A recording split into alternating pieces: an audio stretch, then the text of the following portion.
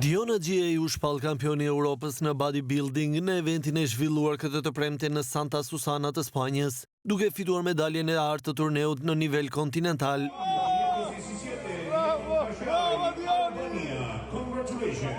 Me një përgatitje intensive 6 mujore dhe disiplinë të lartë, por mbi të gjitha fal një përkushtimi maksimal në drejtimin e trajnerit të tij Seldian Cani, 17 vjeçari Diona Gjiej bëri të mundur ngritjen e flamurit kuqezi dhe ekzekutimin e himnit ton kombëtar në arenën europiane, edhe në një disiplinë të tillë sportive.